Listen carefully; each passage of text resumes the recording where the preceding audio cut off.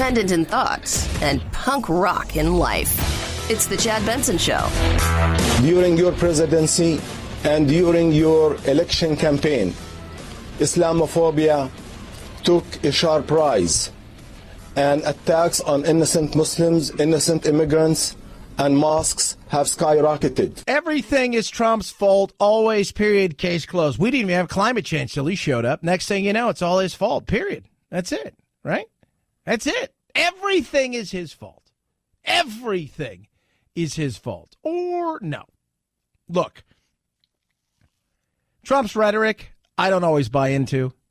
But I'm at the point now, and the entire streaming of what took place this past Friday was a perfect example of how we have gotten to the point now where only the most insane thing even kind of shocks us or gets our attention. Right? That's just it. Remember when, like, America's Funniest Home Videos were exactly that? They were videos that were funny. It's like, oh, that guy got his pants caught and it teared and we could see his underwear. Ha ha! It's not like that anymore. It's now like that guy got his pants caught and it tore his artery and he's bleeding to death. It has to be loud. It has to be big. It has to be bold to get the attention. That's why the people on the left are trying to outdo themselves with louder, bigger, bolder in what they're trying to do, because it has to not just be a shiny object. It has to be so shiny it blinds you. And it's this way. When it comes to getting on television, you have to say the most absurd thinking. The guy that wanders onto a baseball field for the congressional baseball game practice and shoots up a bunch of Republican people and has an allegiance in some way, shape, or form to Bernie Sanders, it's not Bernie Sanders' fault. But anyway, you can tie something back between the Trump hysteria, right? Between the Trump hysteria that's on out there and this craziness about it, and then the fact that you've got to be loud and say absurd things to get anybody to pay any kind of attention to you anymore, because just a conversation is, for all intents and purposes, background noise. It's background music, right? It's the kind of music you play at the dentist. That's just it. That's all it is. So you have to go for the cheapest, easiest way to get noticed. You go on these television shows, right? So you go out there on these television shows, and what do you have? All right, there's going to be 4 of you. Let me tell you, when I've done these things, this is what they do. They send you the subject. Hey, can you be on the show today? Okay, sure. Here's the subject matter. And they'll send you 5 or 6 articles. They want you to formulate something, and they're going to want you to be as loud and as crazy as possible. And the louder and crazier you are, the better it is for them. That's what it is. The louder and the crazier, the better it is for everybody else. The strongest rebuke that we could possibly have now in New Zealand and around the world is for as much unity and comedy as possible between all peoples, people of Islamic faith, people of all faiths, and not allow him to get exactly what he wants, which is people to do. Unfortunately, what we're seeing on TV, where they're pointing to the President of the United States, they're pointing to other well-known figures in this country and other countries, and just using this to score really cheap and short-term political points against individuals who, I'm sure across the board, all feel terribly about what has happened here, have nothing to do with it. And this should not be the usual cheap shot routine, but unfortunately that's what we've been seeing so far since this happened. So I don't think we've learned much on that, Shannon, but I'm hoping it will change. No, it's not. It's not going to change, because that's what you do, right? You come out, and I'm not it. Look, the way that President Trump talks at times is infuriating. The things he says, the things that he can do to be stronger in some of this stuff. Yeah, okay, you can, but it doesn't matter what Trump says, because it's easy to come out and say it's all Trump's fault. Everything's Trump's fault, right? Everything in the world is Trump's fault. We'll start with that premise. The premise is it's all Trump's fault. His rhetoric, his tweeting, his insanity, as far as some of the stuff he says, leads to every single thing that happens out there. That's where we start, and we go from there. Which is, it's an asinine, but it's so easy. It's like a comic. If it's a comic, all you have to do is walk on stage, and you know that 90% of the people out there probably don't like Trump or won't admit it. So what do? You just have an easy, cheap joke, that you throw out there, knowing it's cheap and easy and you're going to get a clap for it.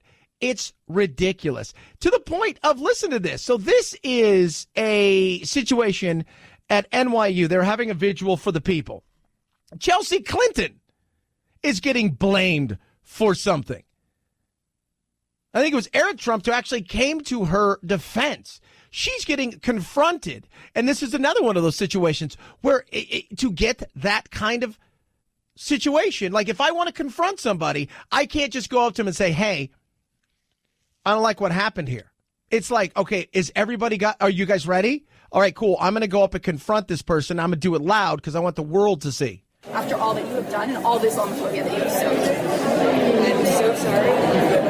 Well, certainly was never my intention. This right here is the result of a massacre stoked by people like you and the words that you have put out into the world.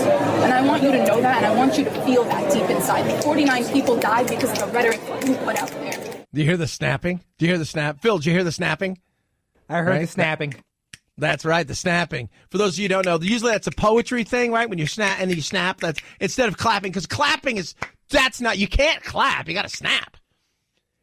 Chelsea Clinton had zero to do with the shooter. Zero. She had as much to do with the shooter as you did, and you did, and you did. Zero is what she did. But you can blame it on her and the Democrats, right? Because the Democrats are, especially this younger generation, is very pro-Palestinian, and many of them see them as extremely anti-Semitic, and there is a problem there. There is. There is a problem that needs to be dealt with and isn't being dealt with maybe in the way that a lot of people want. But Chelsea Clinton had nothing to do with it.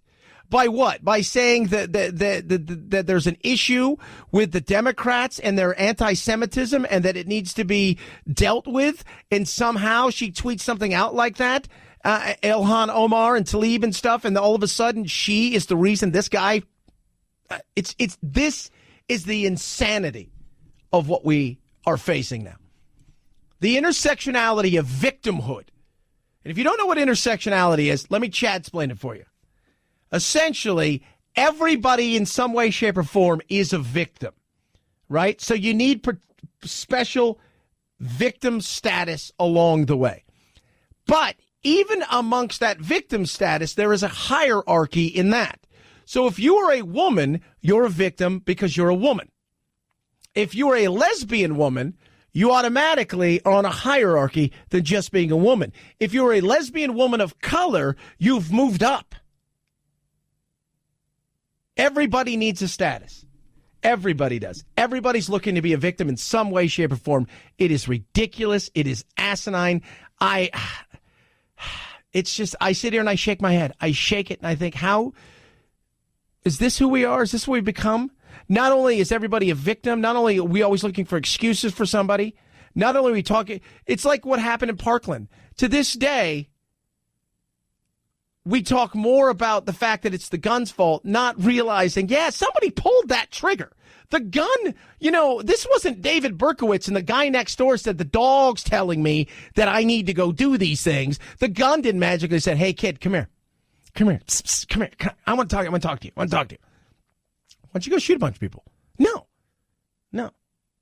God, I shake my head. 323-538-2423 at Chad Benson Show is your Twitter. You could tweet at us. Got a poll question up. We'll talk about that as well. Speaking of Beto, speaking of all of this stuff, this right here is, we're in this process. He's raised the most money, by the way, a ton of money.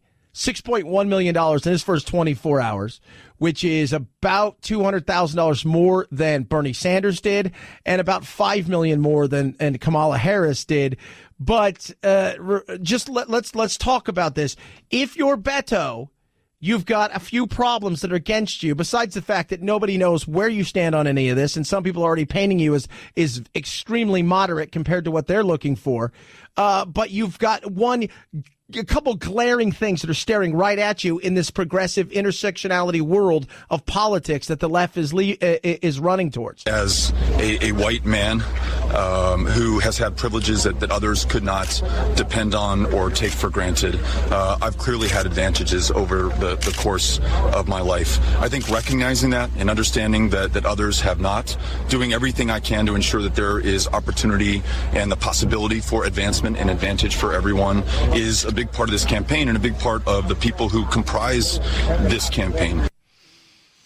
Got to make sure that you fall on the sword and apologize for being born, the color that you're born, and the fact that you don't like men and you're a man.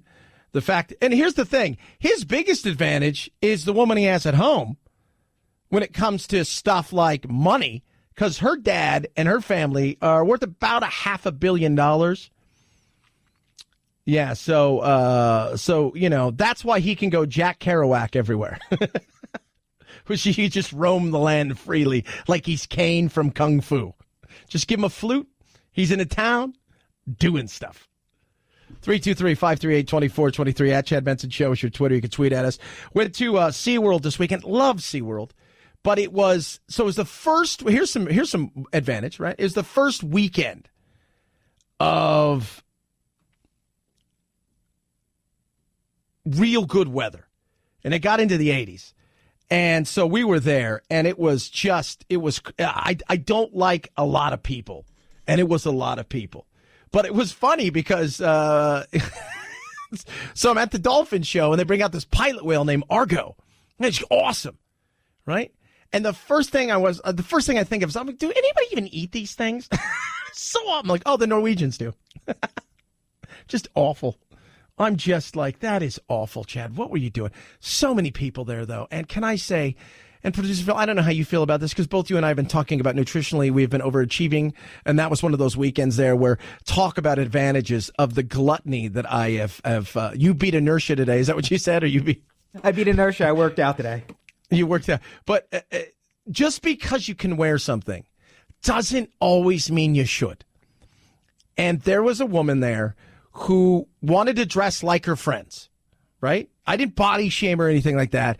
I'm just saying I don't think her friends should have been wearing the things that they were wearing at a park where it's a family thing. It's SeaWorld, for God's sakes, and I don't need to see you half-clad. But she did too, and she was, how should I say this? She was tipping about the $3 range, and she wore the same outfit. Her friends were going about 120. I don't need it. And you're eating, and I'm sitting there chewing on my churro thinking, man, I got to work out. Is that what people think of me?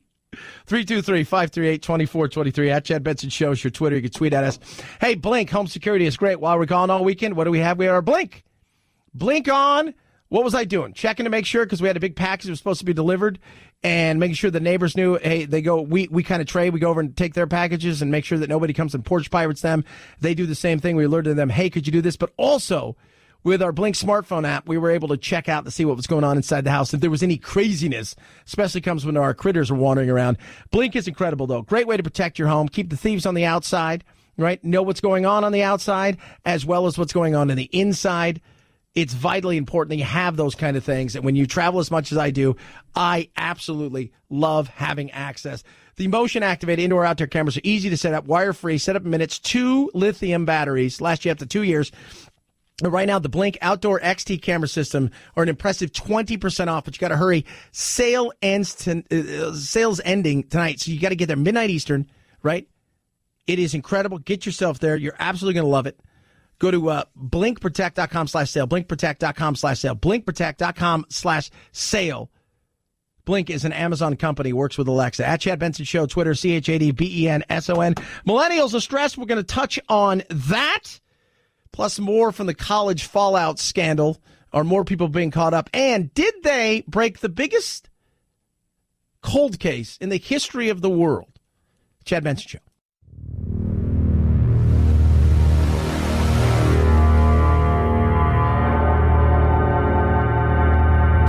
Take like a fake news break. Check out the really important news of the day at our website, ChadBensonShow.com. Once there, click on Chad's free podcast and get real. The Chad Benson Show, where truth and the American way live. Print free. I know I get criticized. I'm told I get criticized by the new left. I have the most progressive record of anybody running for the United States, if anybody who would run.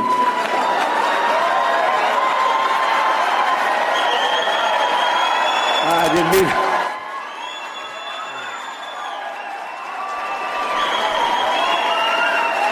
with anybody who would run. Joe Biden, let it slip. You let it slip. You're going to run for president. I know you.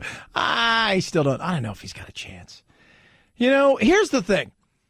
I think it's about matchups, right? In sports, right? So we're getting ready to have the Final Four. We're going to touch on that a little bit. I mean, the Final Four, but the NCAA March Madness kicks off tomorrow night. So we're getting ready for that. And sometimes it's about you are the best team, but there's a matchup or two that you're going to struggle with and potentially get beat with. And those teams don't have a chance to win it, but they're going to give you trouble. I feel that way with Joe Biden. I think if he went up against Trump, he'd have a better chance than what he potentially might do when he runs up against the left. I think in the general, he'll have a bigger shot than he will trying to get through and maneuver through his own party. Isn't that weird? But it's about matchups, and they're going further and further and further and further and further and further and further and further and further left. And his record, and this is one thing, you can be that way if you've been consistent forever now. And none of them have. So this younger generation has always been somewhat progressive, and they have a chance to even be more progressive, where he's had years where he's been a moderate. He's had years where he's worked with the Republicans. He's had years when he's done stuff that I don't know if he'll be forgiven for. I don't know. So I don't even know if he can get out of his own field to take on Trump. And I think he may be the best person suited to battle Trump in the general, but I don't think he's ever going to get there. 323-538-2423 at Chad Benson Show is your Twitter. It is the greatest cold case in the history of mankind. Has it been solved? We will talk about that. Boeing, just keeps getting worse and worse and worse and worse. And Jamie Dimon said something interesting. We'll talk about that. He runs their big company, and you got to hear what he's doing. Chad Benson Show. The Chad Benson Show.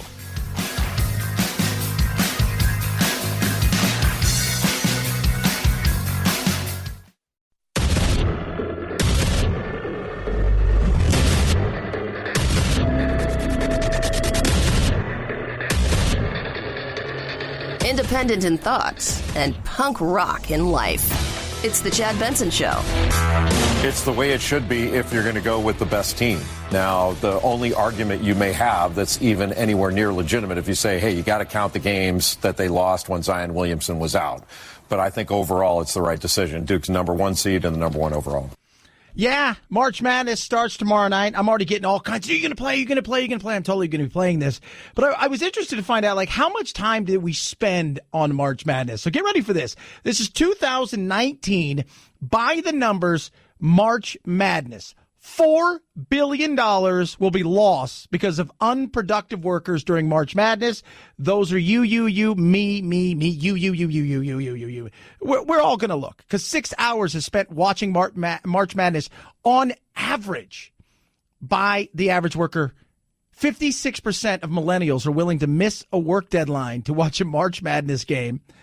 Here's some of the good stuff. 94,000 people are going to be headed to Minneapolis, but $150 million will be pumped into their economy.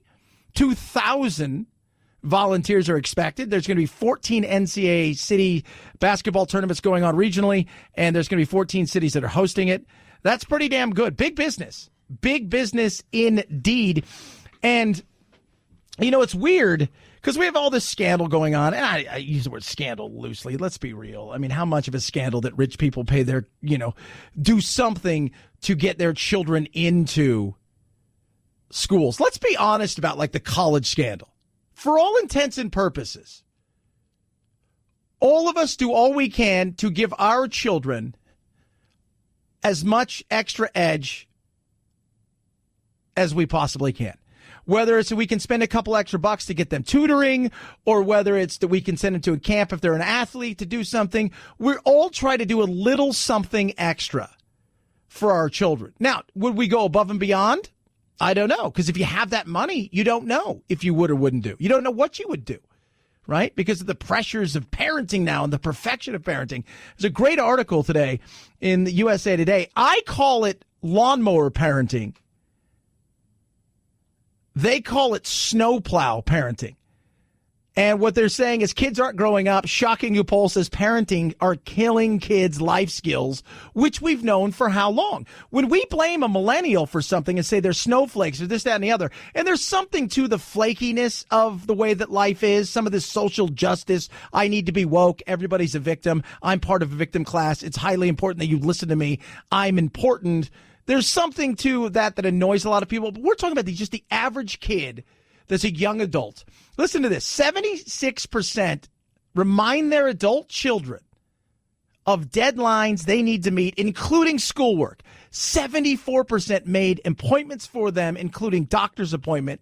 15% of parents with children in college had texted them or called them to wake them up so they didn't miss a class or a test. Here's something for you. 22% helped them study for a college test. 16% helped them write all or part of a job or internship application. 14% of them told them which careers to pursue. Another 14% said they helped them get jobs or internships through professional work. That's anybody, by the way. That is anybody. Anybody. If you have a chance, you're going to do that for your child. It doesn't matter. Doesn't matter where it is. Doesn't matter if you're just a person who's a union shop, pipe fitter. If you have a chance to get your child on somewhere, you're going to do that. But we all know that there's a lot more to it than this. Here's something for you. 12% gave more than $500 per month for expenses and rent. 11% helped write an essay or school assignment. And 4% said they wrote all of it for their children, which means they're taking away life skills that are vitally necessary for kids. And it's not just I was speaking earlier to a woman, and we were talking about it's not just parents. Think about this. When we were kids in school, you dealt with issues on the playground, right? When you were playing sports, in the classroom, and you learn to overcome obstacles, to deal with stuff, to get to the resolution part of something. So you had conflict and then hopefully resolution, whatever that resolution was. And sometimes it wasn't the best resolution, right? But you learned, okay, this is what I have to deal with. It wasn't the best resolution, but I was able to come up with something, or I know what I need to do to avoid a bully, a situation I don't want to be in, something of that nature. We've gotten to the point now where even if it's not our parents, adults themselves have taken away the opportunity for kids from the time they're little through high school and into college to deal with conflict and resolution. So it's not even just mom and dad. It's also administrators, teachers, the person in the yard watching them at lunch and recess. It is everybody taking away opportunities for children to grow. And that is not a good thing, because what ends up happening is you raise what? You raise kids who can't deal with the real world. As millennials struggle, and I don't blame them for struggling. I've said all along, some of them are over the top with their craziness and we're woke and all of this stuff. In colleges, it's insanity. They're being indoctrinated. We talk about that all day long. But a lot of it is the fact that parents have overparented, and they've gone from being helicopter parents to being parents of lawnmower or snow plowing, where they go over every single thing they possibly can and destroy any obstacle. And then they turn their children loose. And they wonder why their children struggle, because their children start to get a real dose of life without mom and dad. Some of this stuff in these articles are like, parents are now to the point where they're even calling bosses. Are you serious? Oh, God, that's insane. Could not even imagine that. If my mother ever, could you imagine anybody listening, if your mom or dad called in to your place of work to speak with your direct supervisor or boss or owner of a company because they felt you were unjustly treated and wanted to figure something out, that would be absolutely just insane. But it's happening. It is absolutely happening more and more every single day. 323-538-2423 at Chad Benson Show is your Twitter. A startling announcement about the 737 MAX air disaster. Ethiopia's transportation minister declaring the crash shows, quote, a clear similarity with the Lion Air crash in Indonesia in October. This after reviewing preliminary data from the black boxes. ABC News has been told the initial data has not been verified. But data from both incidents right after takeoff showed the planes jolting up and down erratically. Shortly after takeoff, both the Ethiopia and Lion Air flights experienced drops in similar intervals before crashing. Yeah, it's getting uglier for Boeing because now people are asking questions of, was this rushed through? Was the MAX trying to get it out on time? Did they cut corners? Did they push the FAA to do some things, maybe overlook some stuff? It's a possibility, but when this first happened, you know, the big question in a lot of this was, what was the pilot's training like? And when you read some of this stuff, there was issues with the software, but the pilots seemed to be completely overwhelmed and outmaneuvered by the software. And I got a lot of you texting in saying it's just a button. You flip a button kind of thing and you should be able to override it. It didn't seem to be that way. It wasn't a take it out of autopilot, big red button like you see on it make everything easy at the Smart and Final, whatever it is, whatever. It didn't seem to be that way, right? It didn't. It seemed to be that this thing really battled them and that they were under-trained and overmatched, where our pilots, while they've had issues, seem to be able to do the things they were supposed to do. And it also seemed to be that they panicked. And you don't want that. You don't want when you're 30,000 feet, 20,000 feet, 10,000 feet, 5,000 feet in the air, and you're traveling at speeds of 300, 400, 500 miles an hour, the last thing you want is somebody to panic. And it seemed to be that they were panicking. But Boeing has got some real issues here, and I don't know if it's going to get any better anytime soon. And they're supposed to have the fix for the software sometime in April. But with the FAA being investigated and looking at, and Boeing and the whole part of those two together, this could be a situation that could really, really put Boeing in some serious hurt. Because remember, there are 5,000 plus of these planes still on order. And could you imagine if all of those just magically say, no, we don't want any part of this? That would be a massive loss for a huge company here in the country. 323-538-2423 at Chad Benson Show is your Twitter. You can tweet at us. Jamie Dimon is a big dude in the world of finance, in the world of money and where the economy's going. And he gave a talk the other day. If you don't know, he is JP Morgan Chase, CEO. And this was really interesting what he said here. Kind of bifurcated the economy. I got these terrible things out there. Say, I don't want to be a tone-deaf CEO. Well, the company is doing fine. It is absolutely obvious that, a big chunk has been left behind. So 40% of Americans make less than $15 an hour. 40% of Americans can't afford a $400 bill, whether it's medical or fixing a car or something like that. 15% of Americans make minimum wages. Okay, 70,000 died from opioids. So it's real. There are 7 million jobs available. People are being graduated who don't necessarily have this. And you also know that we stopped giving money to colleges a long time ago, calling it philanthropy. Harvard and Princeton are not a philanthropy. Helping these kids is helping. Yeah, they're going to spend $350 million helping young kids do the thing that we should be doing for a long time. When you want to learn how the rich get rich, we need to stop telling them, hey, this is how you get rich, right? You go to college, and if you're lucky, you get in there and you hear all of these kind of things, or it's just the only way you get rich is if we take some money and we donate it to some of these schools, and maybe they'll let a few people in here or there. There's so many, it's all a bunch of crap. And then they tell everybody you've got this class warfare that's going on right now, which is the 1%, the 2%, the 5%, the 10%. They're lucky. That's all they're ever going to be is lucky. It's not about hard work. It's none of those things. And we need to take their money and give it out. No, if you want to do something that's real, that's long lasting, it is the teach the person to fish world.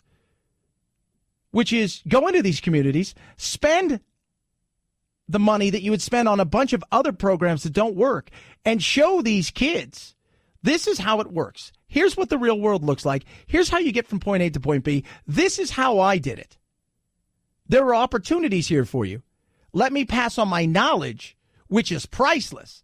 I'll give you $20 a day. It'll go away. If I pass you on the knowledge of how I made that $20, that's going to go a lot further. That is going to go a lot further. I'm amazed, though, that we're at the point where there's, how many millions are on minimum wage? A lot of those are kids.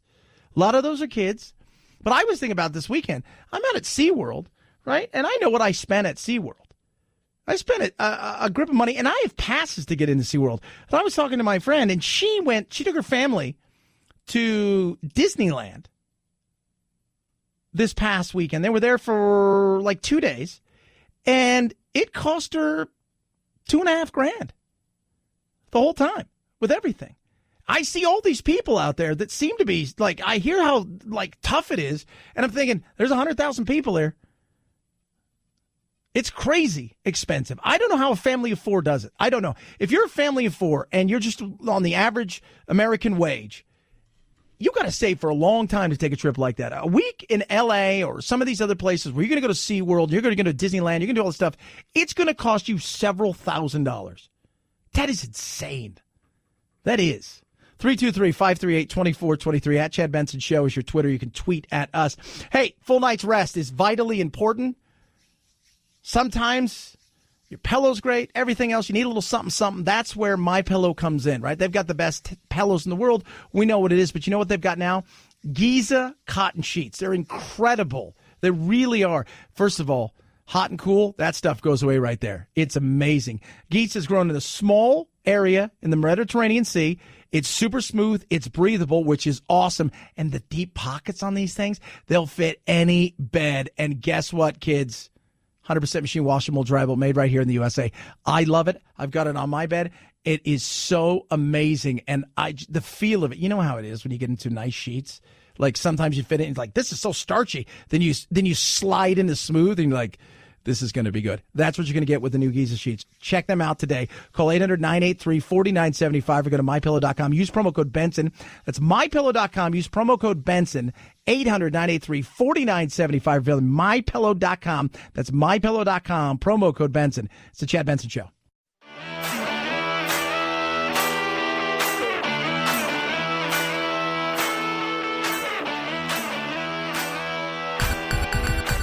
Feel free to punk this punk rocker any time of the day or night. Reach Chad on Twitter at Chad Benson Show and on Instagram at Chad Benson Show. And oh yeah, the Chad Benson Show on Facebook too. Punk that.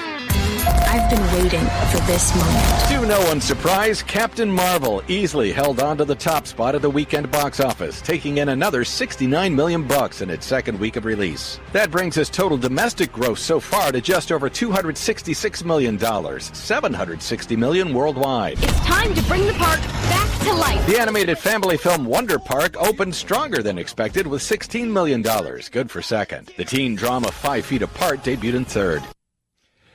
Yeah, I saw Captain Marvel last week. I enjoyed it. This week, though, it's going to be interesting because you got a horror movie coming out, and I'm like, this guy's he's doing all kinds of stuff that I find to be so interesting. I mean, you've got, Jordan Peele is known mostly as a comic. He had Key and Peele, and they did a lot of this stuff. He's a really funny guy, but last year, his movie was massive, right? He has this big horror movie. Now he's got Us coming out, and you had Get Out that made huge money, and now you've got Us coming out. This is interesting, and he does on CBS now. If you did the CBS All Access thing or whatever it is, he has got the Twilight Zone, and I'm like, wow, that's really interesting. But comedy and horror are the two hardest things to do. Doing a dramatic movie is so easy. I mean, we joke about it all the time. We could come up with a movie. We could write a premise of something, right? Of something dramatic. How hard is it? Right? Especially in a day and age when you just have to look around and go, okay, what's the wokest thing we could write about that will bring us something? Right? We could write something about somebody who's a trans person, and we could all write something that would be dramatic and the whole 9 yards, and people would cheer it. Scaring people and making people genuinely laugh is way tougher than the drama side of things. It is so way tougher. And this movie that's coming out this weekend, Us, is supposed to be just terrifying. And I'm excited. I can't wait to see it. Baseball. It's very interesting. We're getting close to the season to kick off for baseball. And I was reading an article the other day. Liverpool, which is one of the biggest soccer clubs in the world, says that they're shifting their want to get new fans.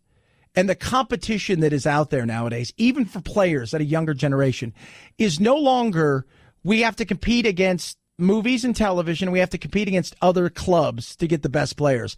Now what they're saying is Fortnite and video games are our biggest competition in the entertainment space, and maybe even trying to get kids to play the game space. And I totally see that. Here's this. The Philadelphia Phillies, apparently, in a game last year against the Atlanta Braves in September, they were eliminated from playoff contention. Several of their players during the game went down to the clubhouse and played Fortnite while the game was going on. Think about that. They went down and played Fortnite. Last year, you had a baseball player who people questioned whether or not he wanted to play the game anymore. And then he got injured, and they said he was struggling. And the reason he was struggling is because you're playing Fortnite all night long, and that had actually hurt his hand. And he's like, no. But that's insane to think that. That is absolutely insane to think that that's where we're headed. But I could see that. The world is changing.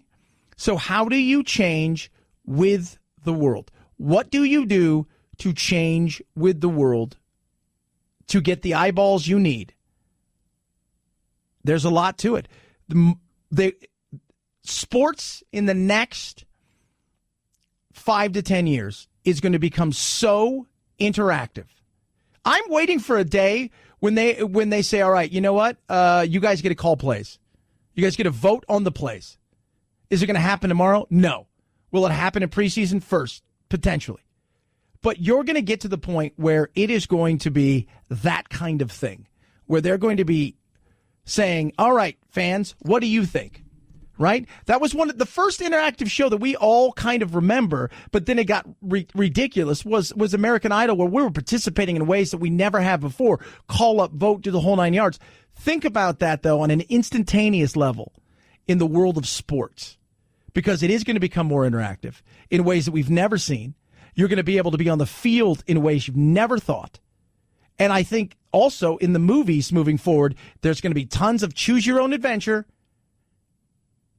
and putting yourself and immersing yourself inside of the product itself.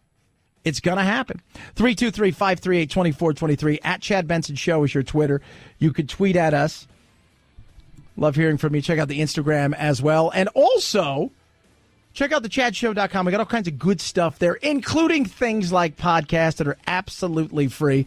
I want you to like the Facebook as well. We try to do several Facebook Lives during the week as well. That's the Chad Benson Show on Facebook. You can text us directly, 323-538-2423. It is the Chad Benson Show.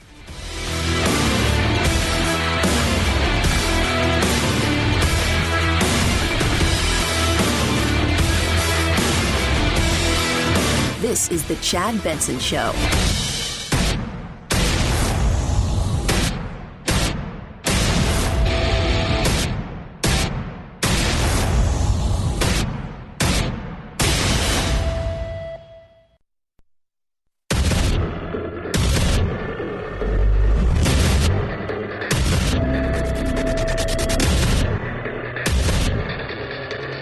Independent in thoughts and punk rock in life. It's the Chad Benson Show.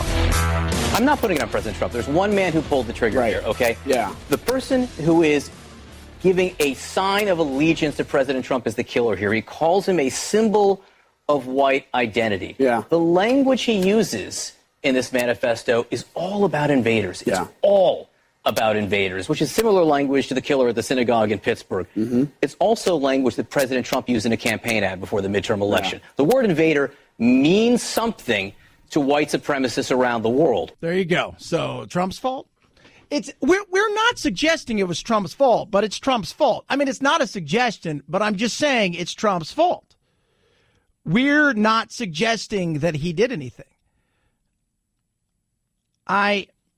Actions always matter, right? I don't care. That to me is who did it. Actions matter. Who did it? Well, we always hear it's a dog whistle. It's a dog whistle for this. It's a dog whistle for that, right? He's trying to separate. He's trying to divide. It's a dog whistle. It's a dog whistle. It's a dog whistle. It's a dog whistle. It's a dog whistle. He's trying to separate. It's divide. It's always a dog whistle. There's stuff that I wish Trump wouldn't say. And it's not just about race. It's not just about, there's a lot of stuff. Like this weekend, he's on this tweet tirade. I'm trying to relax and enjoy myself. And he's on this insane thing where I have to mute this because I'm over it. I don't care. Right? It's like, what are you doing? And you're retweeting people that you shouldn't be retweeting at all. I don't even think you look at this stuff. It's nuts. It really is.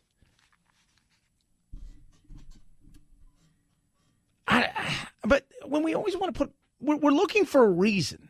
Here's why this guy did what he did. He's a horrible human being. Somewhere along the line, he did what he did. Because he looked and he said, I feel like my country, which is a country that Donald Trump is not a president or a prime minister or a cabinet member of, is being overrun, overtaken by people, and they're not doing anything about it. And he's full of hate for whatever reason. Way he grew up, mom and dad, I don't even know what it is. And we'll find out further and further down the line, I'm sure. But this guy talked about Candace Owens. Really? She's the ultimate white supremacist. Look her up if you guys don't know who she is. PewDiePie. All of the... You're playing into what the guy wants, right? You're absolutely playing into what the guy wants. Well, Chad, Trump is a white supremacist. He is the leader of the Ku Klux Klan. He just does it from the White House. And you know what I think Trump is? I think Trump loves America. I don't think he has times for fools and idiots. And I don't think he cares about what color of skin they are. And I think at times he says stuff that is ridiculous and is tone deaf. I do. Do I think he is? I don't know. He could be the biggest white supremacist in the history of mankind. He could be a guy that's just tone deaf. That's a possibility as well. Doesn't understand social cues, doesn't quite get it. Now, he spoke to the Prime Minister of New Zealand. The Prime Minister of New Zealand, Jacinda Ardern, said yesterday that in her phone call with President Trump, he asked her what support the U.S. could offer, and she told him, quote, sympathy and love for all Muslim communities, unquote. President Trump, it's been observed by many Muslims and others, President Trump has yet to offer any kind of message or support specifically to any Muslim community. And because everybody wants their own this shouldn't happen moment. And it shouldn't have happened. It's awful. It's horrible. But they always want to find a place to lay something down. And Trump is an easy target. Whether you're a late night comic or whatever, he's an easy target to go out and say, look at this. Look how horrible this is. Look how horrible he is. And in some way, directly or indirectly, he played a part in this situation, which we all know is a bunch of crap. Because once again, he's not prime minister of that country. He has no part in any of the thing that took place. He did not pull the trigger. But let me tell you how these shows work. They invite you on. They'll send you stuff throughout the day. Say, we're going to be talking about this, this, and this. They're not looking for experts. They're looking for people who are willing to throw stuff out that is ridiculous. Because it gets the crowds rabble-roused. So what can you say that's the most inflammatory thing out there? I don't think the guy that attacked the congressional baseball game who had an allegiance who was a Bernie bro. I don't think that person in any way, shape, or form was inspired by Bernie. He may have liked Bernie, but he did his own thing. And I'll stick up for Chelsea Clinton, who was attacked by a girl at NYU saying that this is also part of her fault because she condemned Ilhan Omar and the things that she said and that she's Islamic phobic because everybody wants to be a victim. You know who's the victims? The 50 people that were killed and the 20 people that were wounded. Those were the victims and the families. Those were. But we need everybody to have their opportunity to feel like they've been victimized because we live in a culture where everybody you need that victimization in a lot of this culture today. What kind of group are you? What minority group are you? What oppressed group are you? How do you rank in the hierarchy of this? That's the intersectionality of the world that we live in, right? The bottom down here, cisgendered white males. That's you're the bottom of it all, and then it works its way up, and victimizations and groups, and everybody wants their special situation. We should do a March Madness seeding of victim groups. That might be something we do. We seed the March Madness. Who's what, when, how, and why. Who gets the number one seed? 323-538-2423 at Chad Benson Show is your Twitter. You can tweet at each and every one of us. Love hearing from all of you. Oh, my Lord. So I look at this thing, and the polls are already out. It's 2020 is not too far away when you're talking about politics. Who's going to be there? The thing that matters is dollar bills. Who's going to raise the most dollars in a lot of this? Because it is truly going to matter. And a lot of people are sitting out there and they're waiting. Okay, what is Biden going to do? Because if he jumps in, we get, some of that money I was going to throw, I'm not going to throw at Beto or Harris or Bernie, but I may throw at Biden. And fundraising is important, and we've got a new leader in the clubhouse. Beto O'Rourke's campaign just announcing that he raised a whopping $6.1 million in grassroots fundraising in just the first 24 hours. That is more than any other candidate has raised so far, and it's a clear sign that popularity and Beto's prolific fundraising that he showed during his Senate campaign is translating to the national stage. Now, he has had some stumbles. He apologized over the weekend for what he said was a ham-handed comments about his wife having to raise their 3 children, but he continues to draw a lot of interest, as we're seeing from his packed events as he barnstorms some of these key states. Yeah, and barnstorming he is, and he's out there doing the thing he thinks is going to win, which is you rail against. First and foremost, you apologize for everything, right? Trump apologizes for nothing.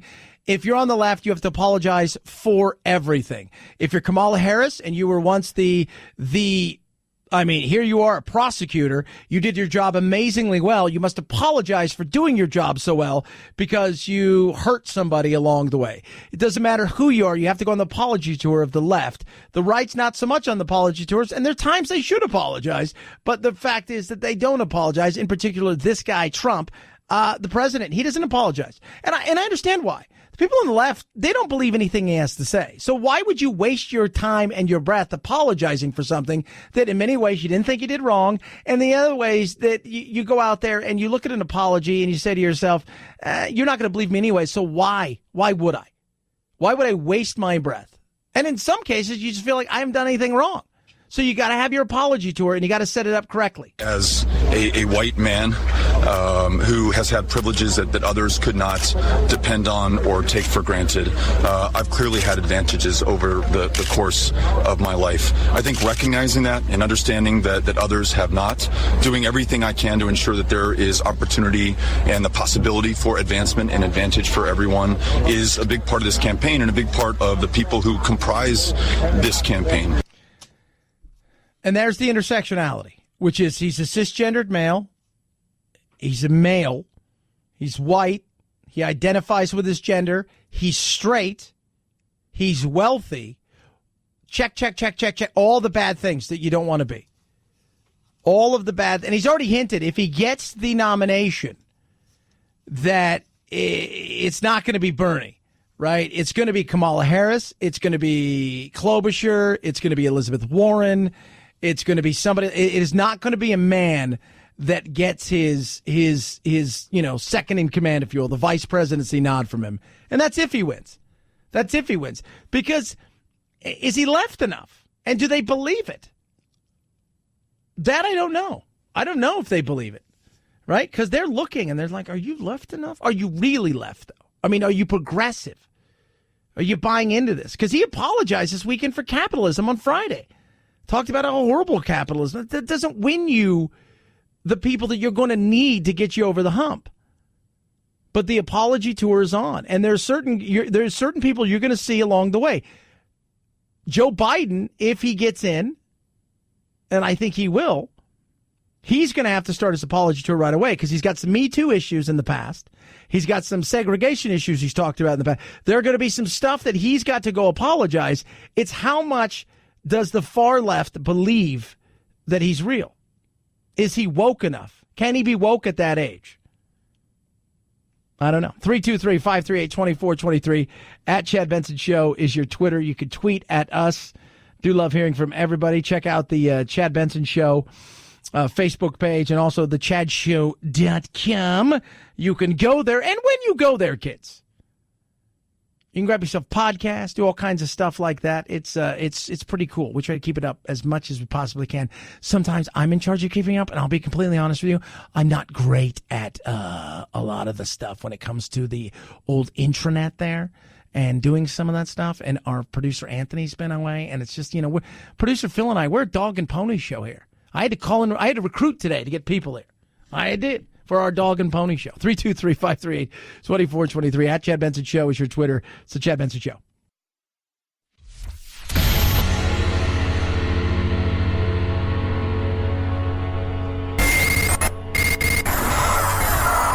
No fake outrage here. Just the real thing.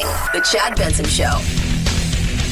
Is it the greatest cold case of all time? Yeah, I think you could easily say that. There's a few mysteries out there when it comes to certain situations, in particular crimes, where people will ask the question, who do you think did it?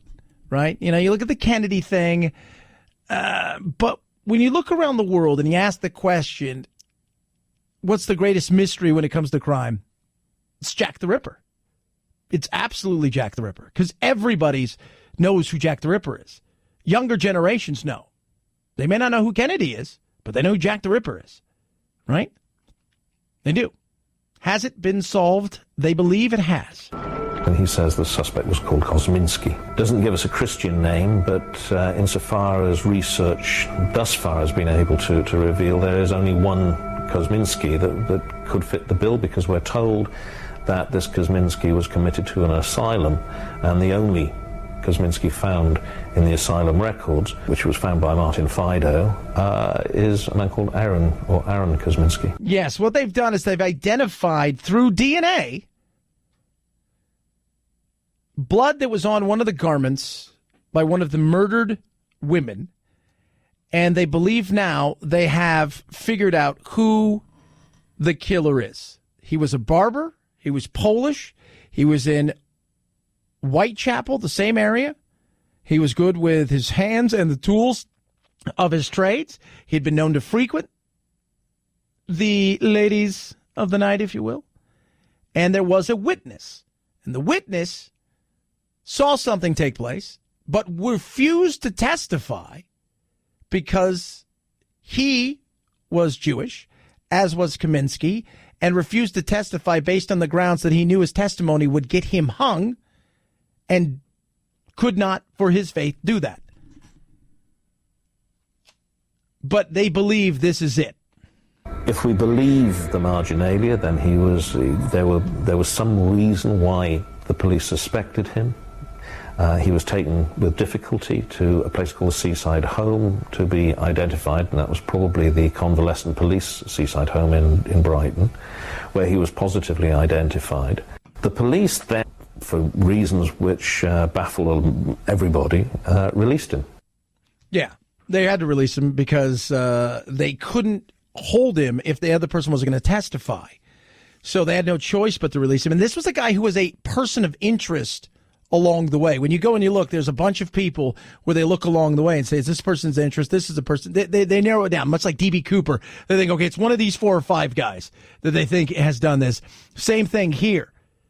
His family recognized the issue immediately in the killings. And I've been on the tour. I've been on several of the tours living over there. I remember, even though I lived there for quite a long time, my roommate, when I was, he was from Scotland, great guy, Kevin, large, enormous human being, just the largest person you've ever seen in captivity, is just huge.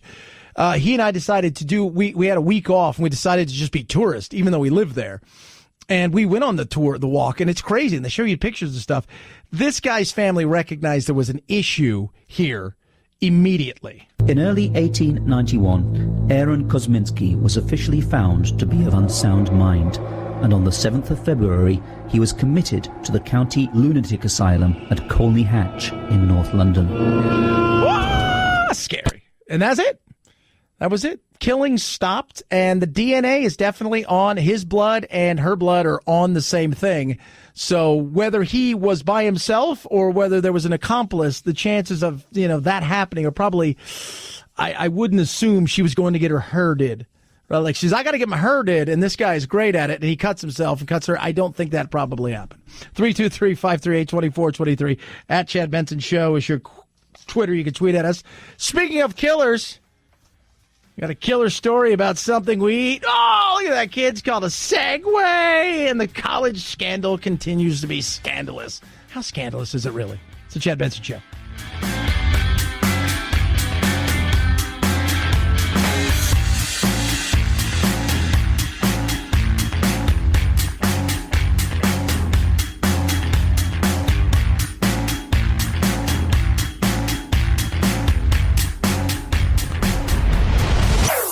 Chad Benson Show.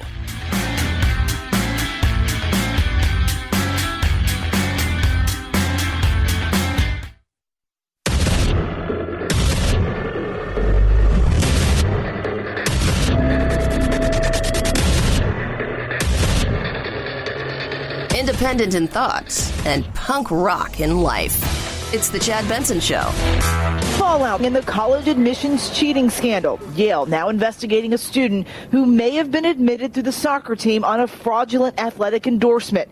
Georgetown also revealing it is examining the records of current students whose parents may have offered illegal incentives. Oh. For all, it was funny.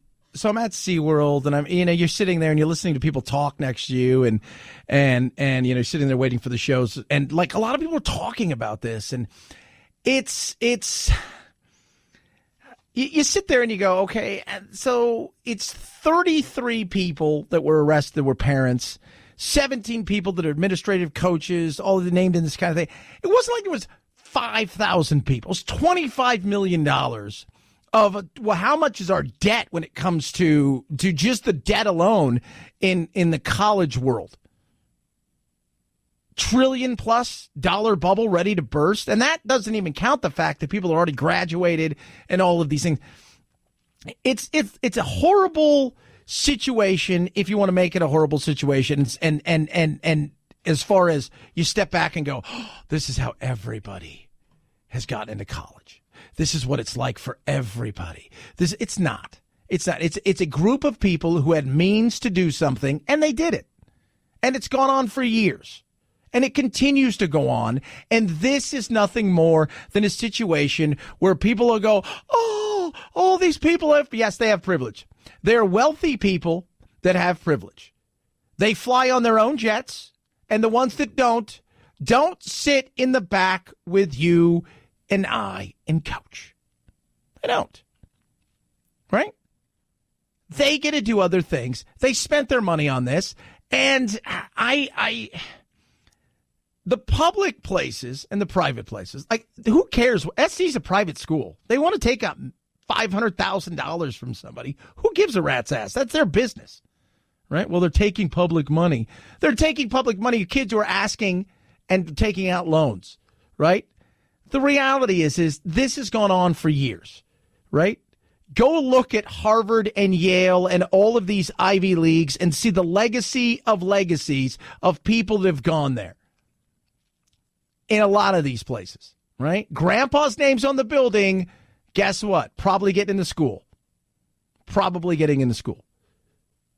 But listening to people talk about it, I was just kind of like, oh, I want to hear what some of these people have to say about stuff. And, some people were, a lot of people are like, they expected it. But what it does in this day and age is it gives people an opportunity to rage against something because we're always in rage mode, right? We're always in rage mode. I want to rage about something. What are you raging about? Well, I'm raging about this because I feel there's an inequity here. So I've got to talk about this because there's an inequity. And the inequity is that rich people have an opportunity that other people don't have. And even though it doesn't directly affect me, I'm still angry about it because I feel like I need to be angry. You don't have to be angry about it. Just let it go. Who cares? Don't let it bother you, right? And here's the other thing. When you hear the fact that these parents have gone out, I mean, think about this, right? Lori Loughlin, right? She risked everything to get her 2 kids into school who didn't really want to go into school and were making their own way in the world.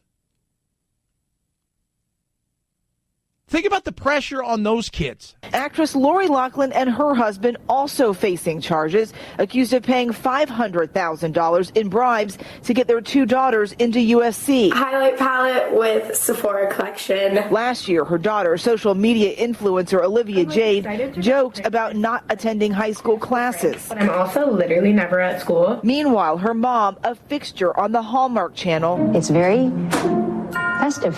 Now axed from the network, reportedly losing her job at Netflix as well. Yeah, so she the pressure to get her kids into school caused her to do this. This is the world that we're putting these kids in. And then there's a new study out today talking about millennials and the stress that they have. You know what? Being young is, I like the age I'm at now, right? This in the 40 range, it's good. Right? Being this age and dealing with the crap and then dealing with mom and dad always over you, either helicopter parenting you, pressuring you to do something, or lawnmower parenting you, which means they're no longer even helicopter by watching you. They're now getting in ways of the obstacles in your life. It's crazy. Think about this, right? So they did this big research study about what millennials are stressed about. And 3 out of 5 millennials, 58%, feel life is more stressful now than ever before.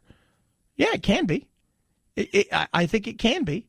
So you go and you look at this stuff. One of the things 1 in 5 think getting 0 likes on a social media post is more stress-inducing experience. 1/3 feel that having their phone die is more miserable scenario than seeing a fraudulent charge on their credit card bill. Right?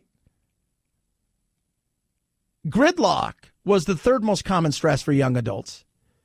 But then they list the top 20. Losing the wallet and credit card, number 1. Arguing with partner, number 2.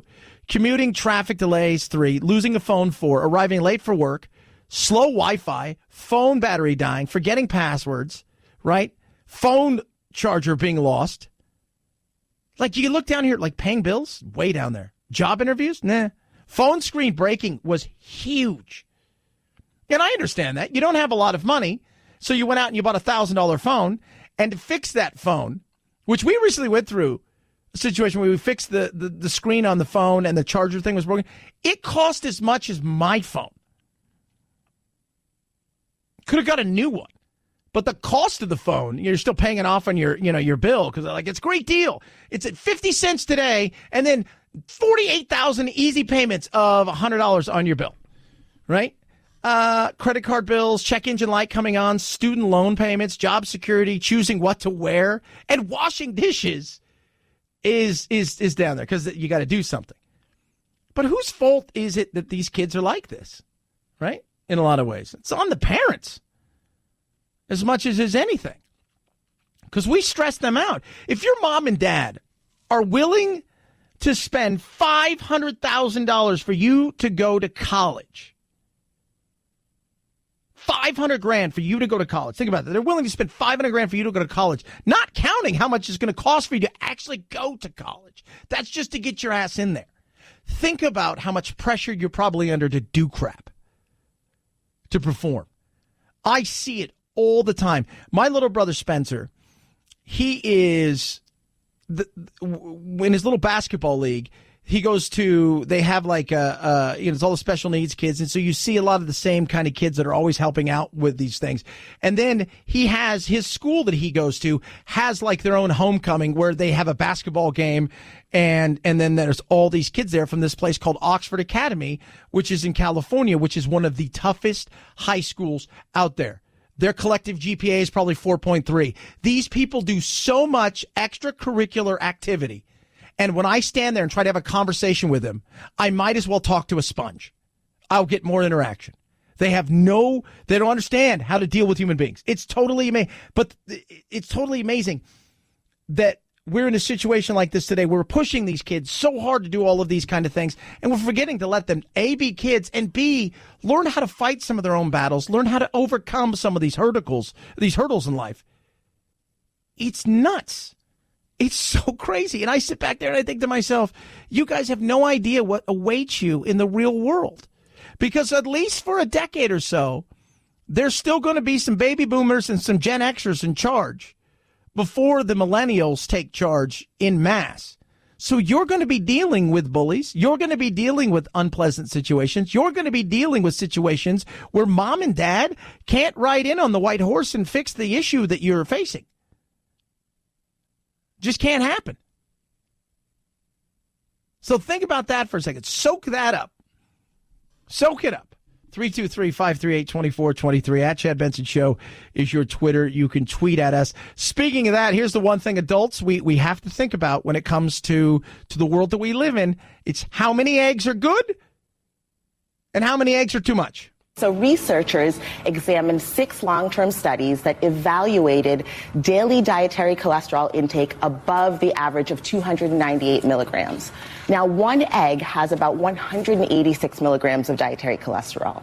And what this study found was that for each intake above 300 milligrams, those participants were 17% more likely to develop heart disease and 18% more likely to die. What we're really talking about here is the relative risk to consumption. Yeah, risk to consumption. So how much is too much? Basically don't want to have more than 3 eggs? Right, exactly. So what we're saying is that you really, when you have more than 2 to 3 eggs in one sitting, you're kind of increasing that risk according to the study findings. Was this a surprise? No, it was not a surprise for me. I mean, look, we're not moderate eaters in this country when we think about it. We have people sitting down having 2 and 3, 4 eggs in one sitting. So I was absolutely not surprised. I felt like she was looking right at me as she said that. Although I don't eat many eggs. Once or twice a week, I'll have a couple hard-boiled eggs, and if I go out, like maybe I'll have an omelet, but I don't eat a ton of eggs. That's never, but man, every year there's a new study. It's like, okay, eggs are good for you. You can have an egg. And here's the entire gist of all of this. Everything is okay within moderation, right?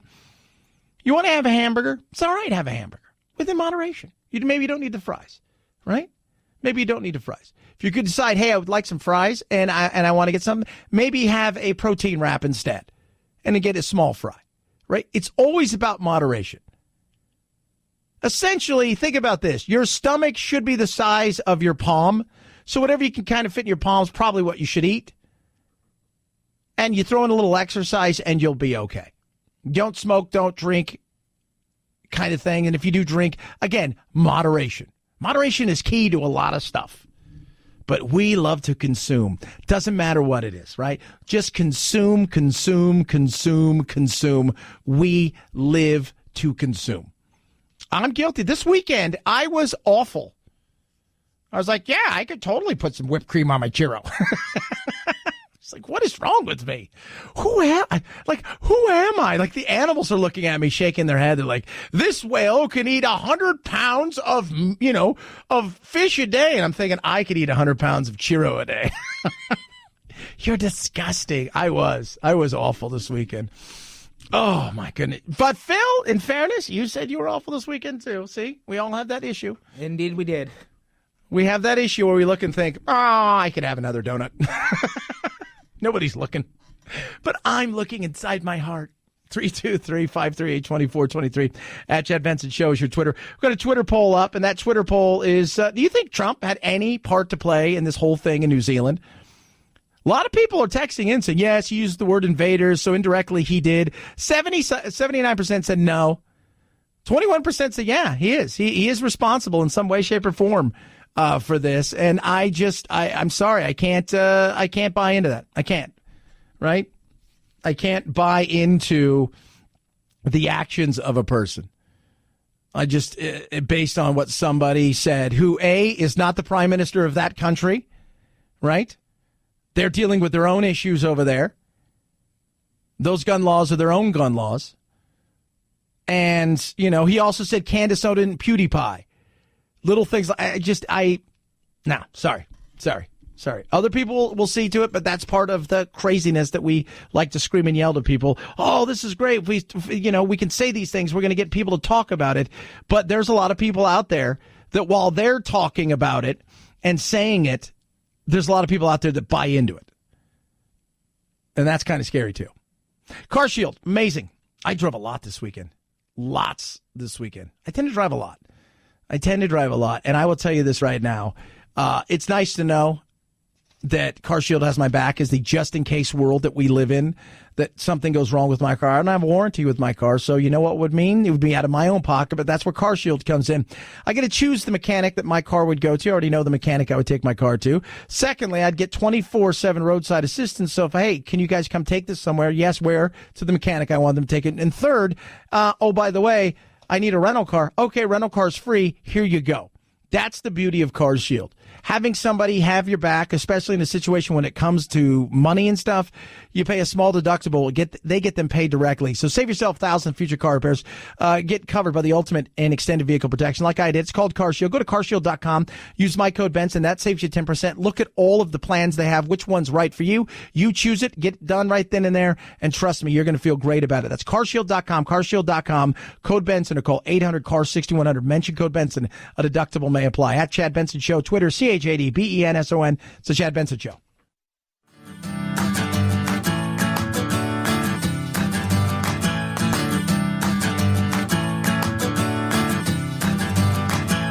Running with scissors sounds great compared to this. Say what?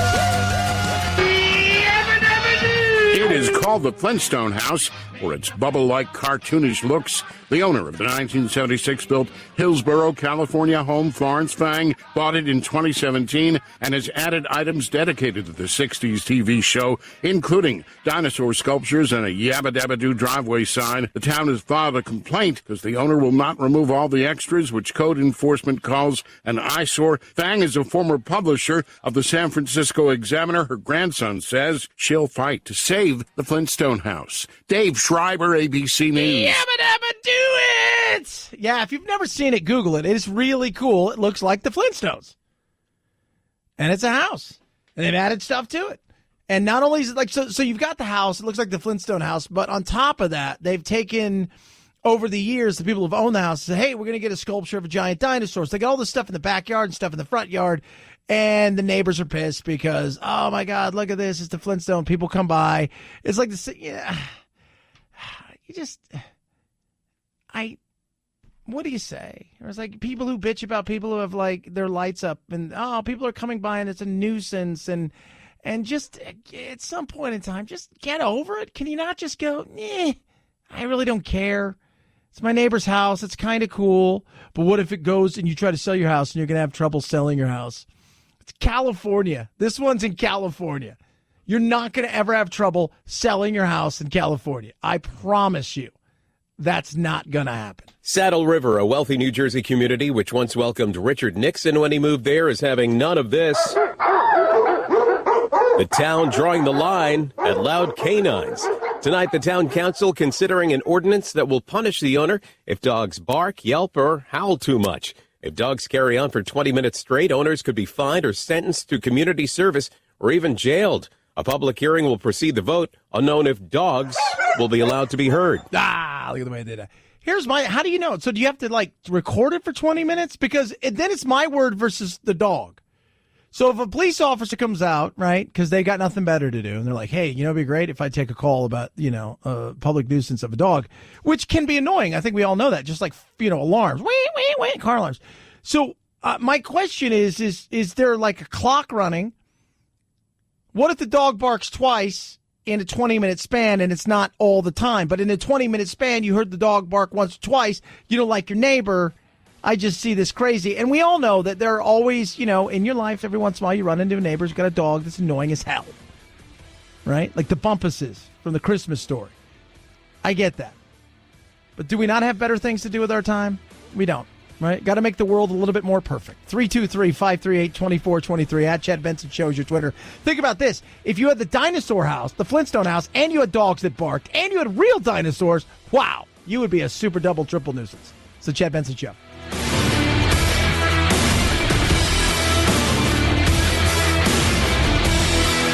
This is the Chad Benson Show.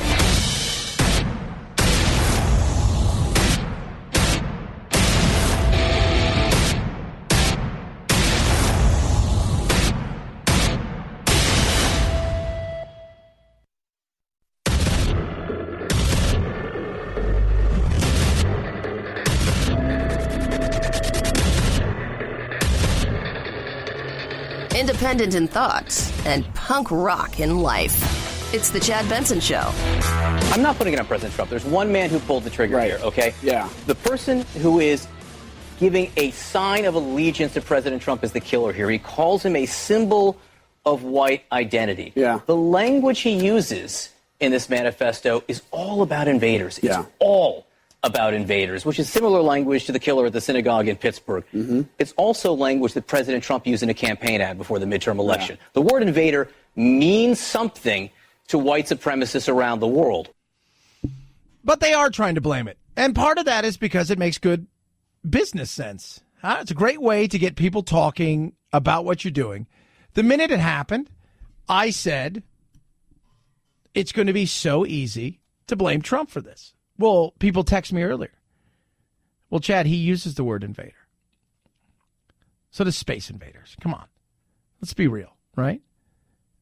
Bernie Sanders had a wackadoo that went out and shot some of the, the congressional baseball practice, right? Getting ready for their game last year. And, they went out and they shot several people. And I couldn't blame Bernie for that because he's a Bernie bro and he was nuts, right? You can say, oh, Trump. It's all about Trump. He also said PewDiePie and Candace Owens and all of these things. You know what? This guy was a nut job. This guy's a Looney Tune. And this guy doesn't vote here. This guy's not an American citizen. This guy looked at their country and said, this is what I think. And he looks at Trump and says, well, he's trying to deal with it over there. Our people aren't trying to deal with it. So I'm going to take it upon myself because I'm a nut job.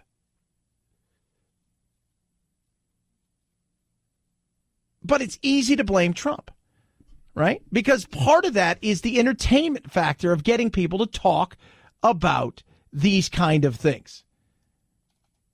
Let's get people talking. All right. I've got 3 to 5 minutes with the 8 of you before we go to commercial break. Everybody's going to get 10, 20, 30 seconds. Say something outrageous, right? Say something outrageous over this. Well, Chad, he did say those things. It's an invasion. It's an invasion. It's invasion. You've heard it over and over again. Do you think that this guy didn't have issues before that? Because when they're starting to break down a lot of his stuff, he had issues for a lot of years. So Trump inspired him. So what? Trump inspired him, and, somehow Trump being president of a country he doesn't live in a political world that he doesn't participate in, somehow inspired him. Candace Owens, last time I checked, because she was also named in this wackiness, you put stuff out there, right? Here's the thing. Racist people, whether you want to like it or not, participate in voting, participate in the world, participate in everything that you participate in.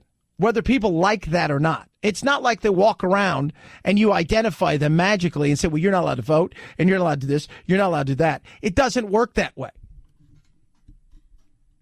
I don't like a lot of the stuff that Trump says, the rhetoric, the stuff. It drives me crazy. It's because what ends up happening is people take it and they run with it and they turn it into something, and it's stupid and it's idiotic, and then it becomes a talking point that we don't need to be talking about. But you knew the minute this was done. I'm like, somehow this is going to be Trump's fault. Somehow this was going to. I tweeted out about an hour afterwards, how long until they blame Trump in the United States for this? It wasn't very long. During your presidency and during your election campaign, Islamophobia took a sharp rise, and attacks on innocent Muslims, innocent immigrants, and mosques have skyrocketed. My God, they're blaming Chelsea Clinton because she tweeted at Ilhan Omar and the Democratic Party about anti-Semitism. And because of her saying you shouldn't be anti-Semitic, somehow that is Islamophobia, and somehow she's in trouble for that. And so this is the insanity. Everybody's looking for a reason to blame somebody else for somebody else's actions rather than going, you're the idiot. You're the awful human being. You're the person that needs to rot. You're the person who did something bad. Instead of being able to say that, we have to say, well, we've got to find the root cause of this. And the root cause is it's online. The root cause is the president over here, or what somebody said condemning somebody else's actions over here caused to arise in this. No, sometimes bad people just exist. Sometimes it just happens. Bad people just exist, and their actions alone are that. Their actions. And I think we need to understand that more, but because it's so, we always want to find other people to blame in situations. And that's one of them right here. It's like, okay, it's a perfect example to blame Trump. His talk, his rhetoric causes people and inspires people to do stuff like this. It's nuts. It is. A startling announcement about the 737 MAX air disaster. Ethiopia's transportation minister declaring the crash shows, quote, a clear similarity with the Lion Air crash in Indonesia in October. This after reviewing preliminary data from the black boxes. ABC News has been told the initial data has not been verified. But data from both incidents right after takeoff showed the planes jolting up and down erratically. Shortly after takeoff, both the Ethiopia and Lion Air flights experienced drops in similar intervals before crashing. Yeah, and the similarities are weird. And last week we had people who were texting in saying, look, this plane crashed. And I kept saying, and it's the same thing that you said, Phil, the first day, because you are an aviation train nut. By the way, speaking of train nuts, Phil, for those of you guys who don't know, producer Phil, you are, would you call yourself like you're not a travel, but you're an aficionado, if you will, of transportation. I would, yeah, that's a great way to put it. I saw people this weekend on my drives, Phil, that were pulled over taking pictures of the train going by and filming it on several different locations. Different people. You obviously didn't see my Facebook feed over this weekend. Yeah, I'm like, that's Phil thing. But you said 98% of these crashes are pilot related. They didn't seem to have enough capabilities to overcome potentially this situation.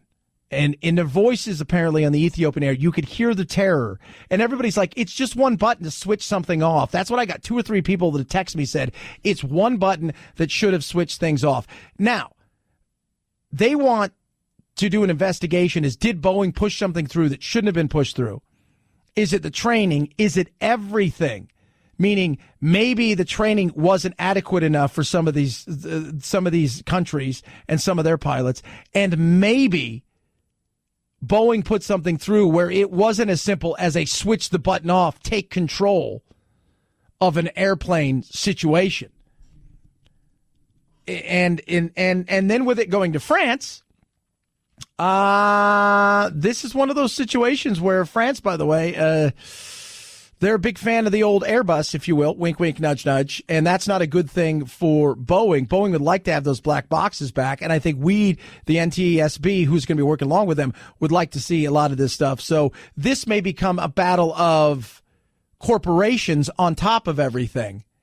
And you've got 5,000 of these that are on order right now That's a big commitment. And if you lose a lot of this could put you back years and years and years. So if there's a reason that they rushed this thing through and there's supposed to be a software update by April, if there's a reason this thing has got some serious issues, then that needs to be known. That right there could destroy your company. If Boeing put something through, worked the system through crony capitalism, and along the way say, we'll get it fixed, but it's not a big deal. We'll get it fixed. We'll sort it out. It's not a big deal.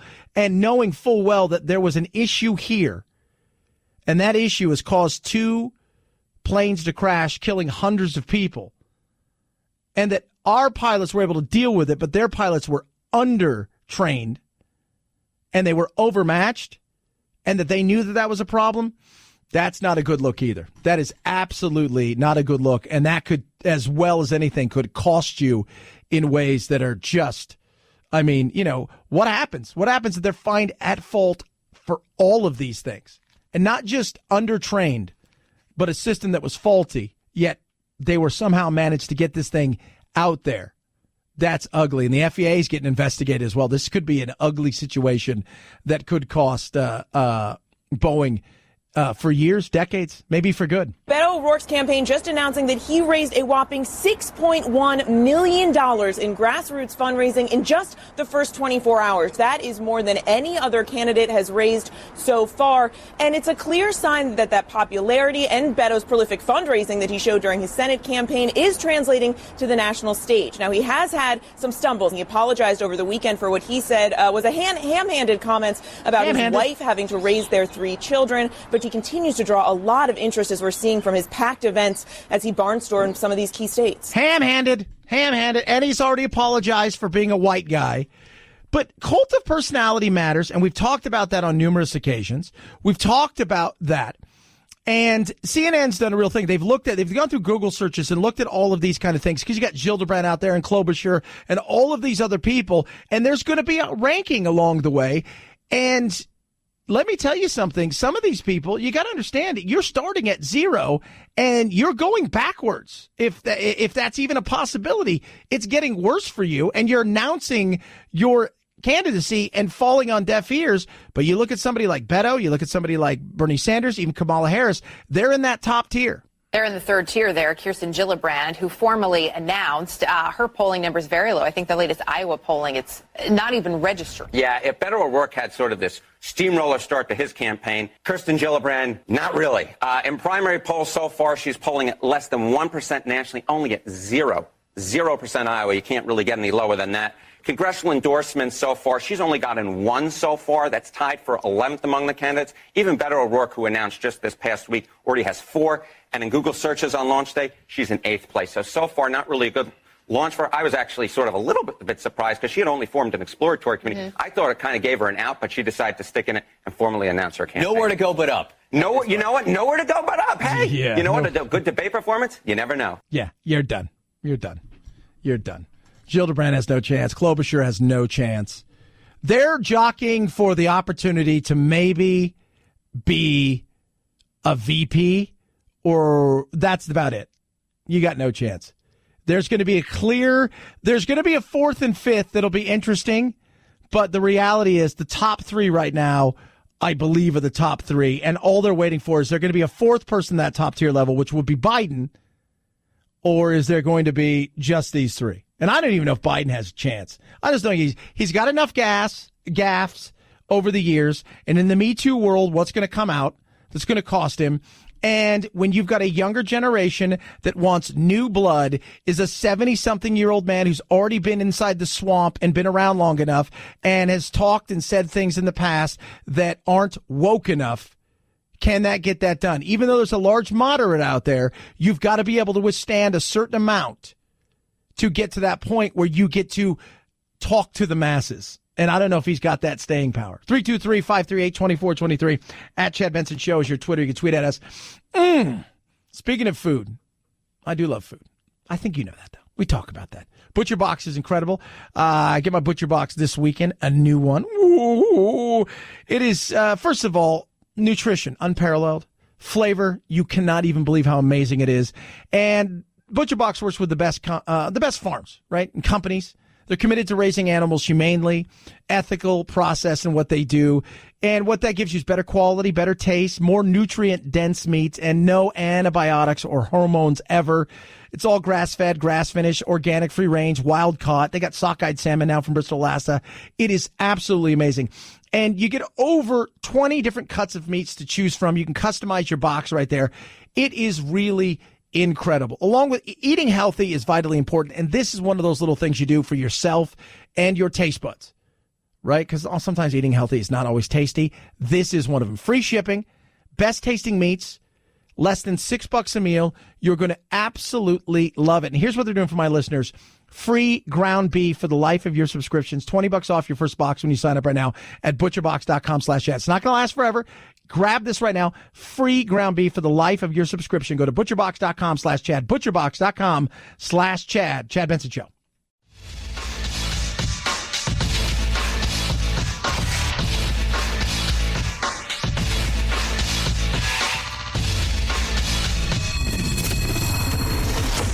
The Chad Benson Show, where we reach across the aisle and occasionally poke someone in the eye. Remember this guy? We were just talking about Beto, right? Remember, we were sitting there talking about Beto, right? And the whole 9 yards, and we talked a bit about Biden. Biden still, we know what he's going to do. It's just like, when is he going to do it? And this weekend, there was another Biden gaffe. I know I get criticized. I'm told I get criticized by the new left. I have the most progressive record of anybody running for the if anybody who would run.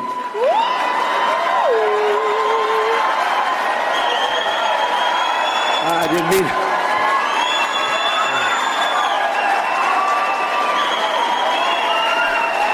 with anybody who would run. Who would run? We know he's going to run. I wonder, I hear people say the only person that could beat Trump is Biden. And then sometimes I think, hey, he's got a shot. And other times I look out there right now and I don't know who it is. I don't know who it is. I think it's, if you were to ask me who's the clubhouse leader on the left, there's only three that I think. And out of those three, one's going to be the nominee. One's going to be the vice president. It's Beto. It's Harris. It's Sanders. Cory Booker, any of these other ones, I just don't think they have a shot. And Biden, I just think Biden is yesterday. And to get to the point where he would excel, it's too much. I just don't think he has staying power to get through the new left, as he calls it. I just don't think he does. I do not think he does. 323-538-2423. At Chad Benson Show is your Twitter. You can tweet at us. It's that time of year. It's March. The madness is beginning. Who do you have? We'll touch on that. I'll give you my take. I'm excited. So the play-in games, I think, are tomorrow and Wednesday, and then it starts in earnest on Thursday. So we'll break down that. Also, is it the greatest cold case ever? I think yes, because the world knows about it. And has it been solved? They're reporting in Britain it may have been solved. We'll touch on that as well. 323-538-2423. At Chad Benson Show is your Twitter. You can tweet at us. It's the Chad Benson Show.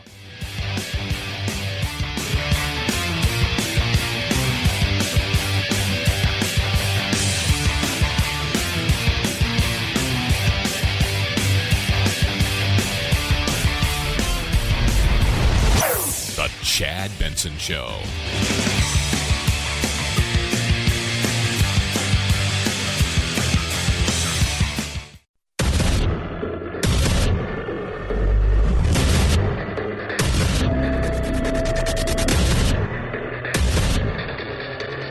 Independent in thoughts and punk rock in life. It's the Chad Benson Show. The Prime Minister of New Zealand, Jacinda Ardern, said yesterday that in her phone call with President Trump, he asked her what support the U.S. could offer, and she told him, quote, sympathy and love for all Muslim communities, unquote. President Trump, it's been observed by many Muslims and others, President Trump has yet to offer any kind of message or support specifically to any Muslim community. It's all Trump's fault. Everything's Trump's fault. Everything. Global warming, totally Trump's fault. Bernie is coming after him for fossil fuels because he invented fossil fuels. You guys know that? You guys aren't aware of that? Look, I don't like the rhetoric a lot of times that Trump has. I don't.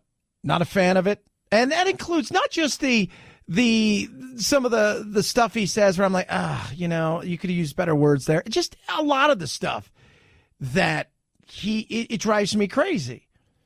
But I don't, I'm smart enough to go, all right, I'm just getting over it and moving on with it. And it was a great headline. I don't know. What was the headline in, Producer Phil, with Beto?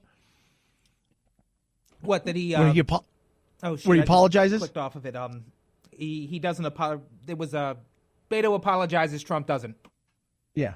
And that's because the left expects that. Like, you need to apologize always, forever. It doesn't matter. You're white, you apologize for being white. You're male and you're cisgendered, meaning you identify with your maleness, and you're heterosexual. You need to apologize for that. Trump's like, ah. And I think a lot of people are just like, okay, we just get over it. Trying to lay blame at Trump because of his stuff and the things that he says, and tie it into somebody who, not halfway around the world, all the way around the world, committed a horrible act of violence,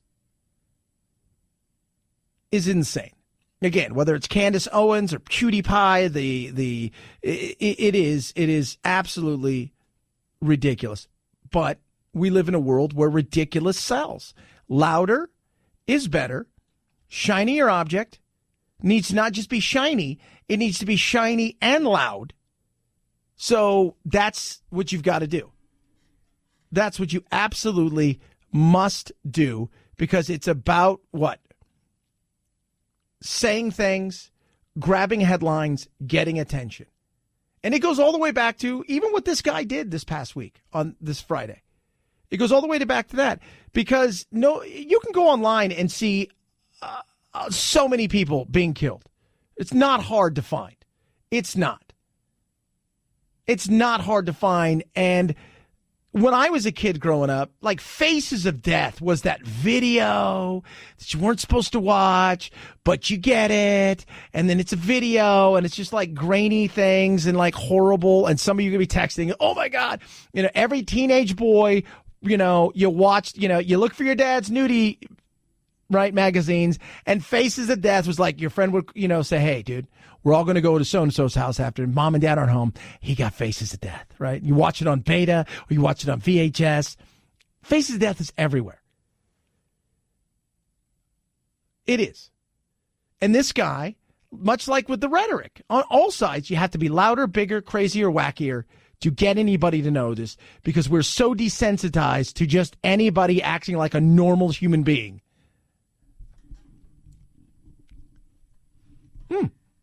How do you get your base excited? You come out and you say the most insane thing as possible, right? You come out and you say that. The most insane thing as possible, sometimes, because you have to. And what scares me is the extremes that we go to now in this country. Look at politics. We've swung all the way over with Trump, and the extremes are now really barking orders in a lot of ways. My fear is the extremes are already working in the left, and the progressive side of things is there. And guess what?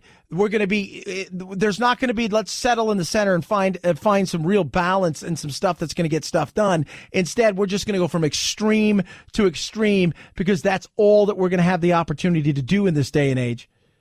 Because nobody, we're going to just overcompensate for insanity.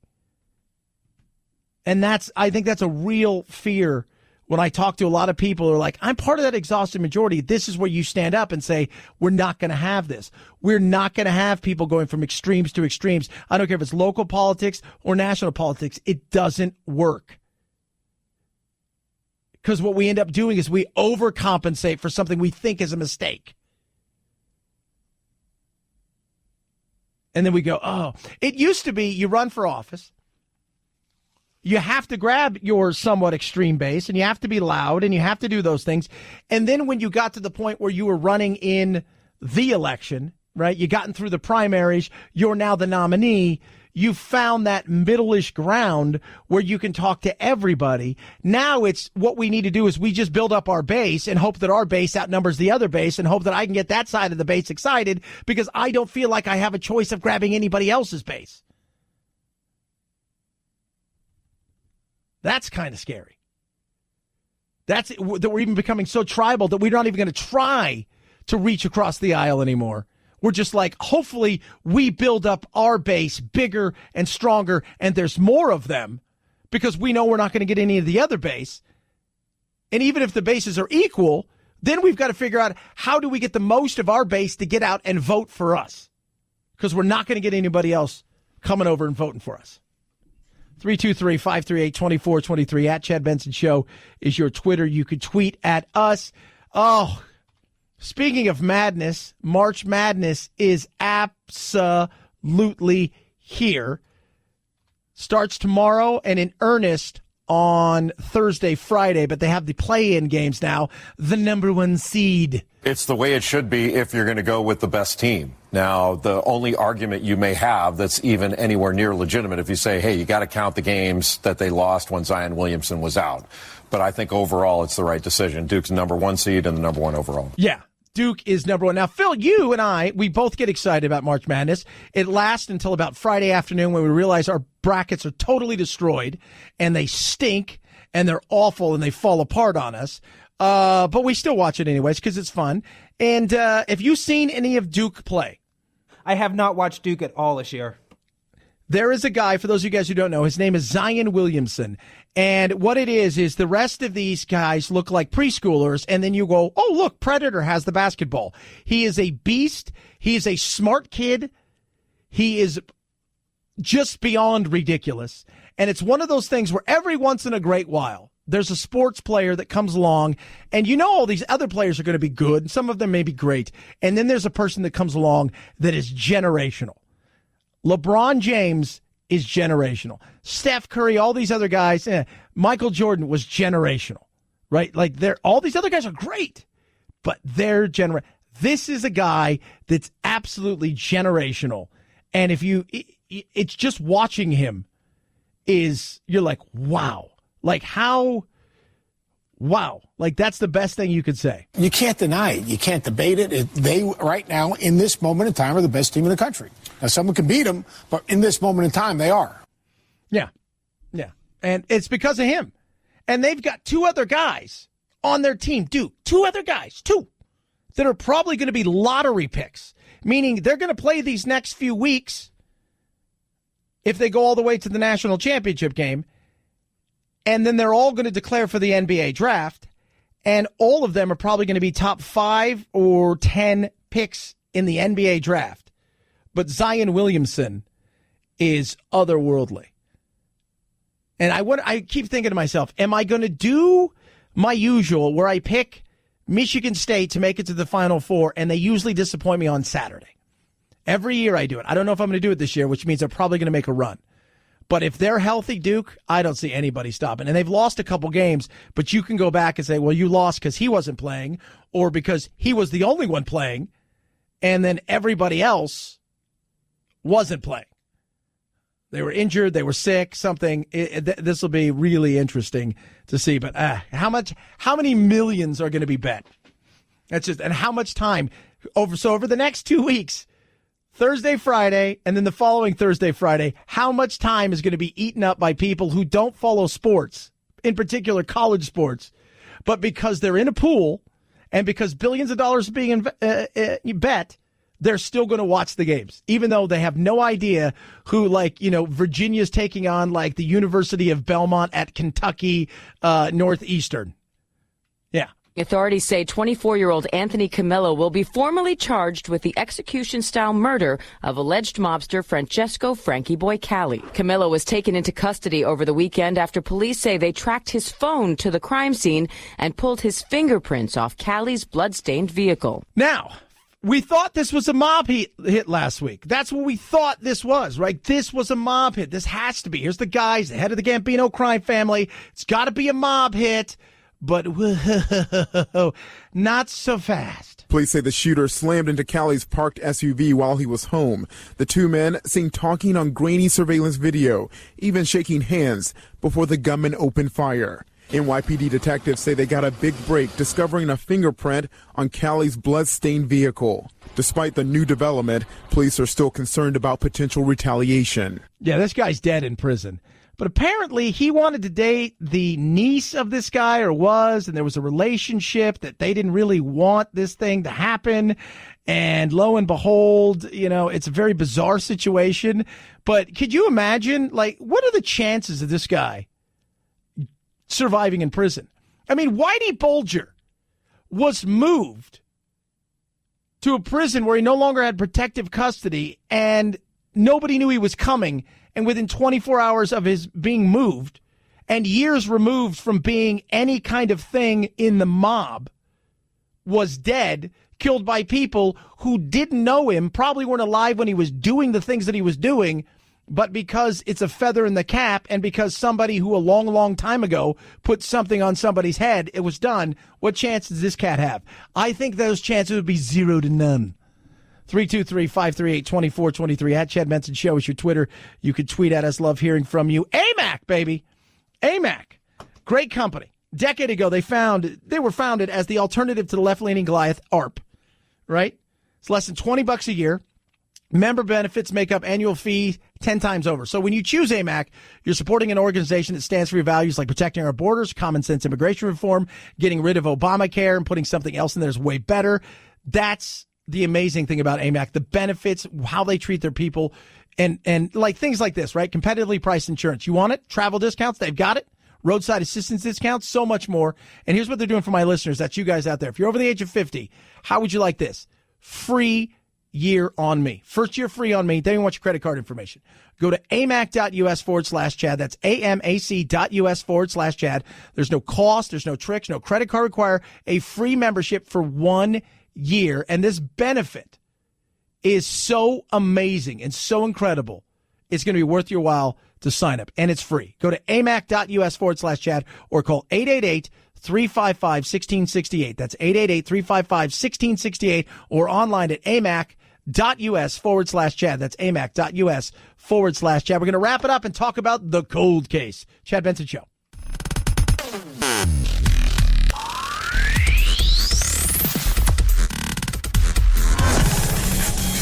Got that sniffling, sneezing, stuffy head thing going on? Time for your daily dose of Vitamin Chad. People are texting in as we were talking about March Madness and Duke. And I was laughing because somebody's like, Chad, it's not just that Zion Williamson looks like a predator playing against children. He looks like Super Predator. I said, yeah, if you guys have seen the last Predator movie, there was regular Predator and there was like Super Predator. And he is amazing to watch. He is just one of those guys. And that's where all the money's going to go, is to Duke. So then you got to find, okay, where's that other play in March Madness? Who's the other play there? Is it Virginia that bores you to death and tries to win 2-0 in a basketball game? It's possible. It's possible. But last year they disappointed everybody in the first game, being, I think it was the first number 1 seed ever to lose to a 16. I don't know. Is it North Carolina? Who is going to be the surprise team this year? That's what I love about it. Who's the Cinderella? Who's got the slipper? Right? Who's got the slipper? It is the greatest cold case in the history of mankind. It is. When it comes to murder, there is no other story. You can go anywhere in the world and people know the story of Jack the Ripper. But now, because of modern technology, because of DNA, they think as of today, this may be solved. And he says the suspect was called Kosminski. Doesn't give us a Christian name, but insofar as research thus far has been able to reveal, there is only one Kosminski that could fit the bill, because we're told that this Kosminski was committed to an asylum, and the only Kosminski found in the asylum records, which was found by Martin Fido, is a man called Aaron Kosminski. Aaron Kosminski, who was a barber in Whitechapel, in that area, back in the day. He was arrested But there were issues with that arrest. If we believe the marginalia, then there was some reason why the police suspected him. He was taken with difficulty to a place called the Seaside Home to be identified, and that was probably the convalescent police Seaside Home in Brighton, where he was positively identified. The police then, for reasons which baffle everybody, released him. Yeah. Well, they didn't baffle everybody. So they got this guy, and again, DNA. Look at all the stuff, and whether it's you've got the killer that they just caught in California. You got several other people. The DNA could be.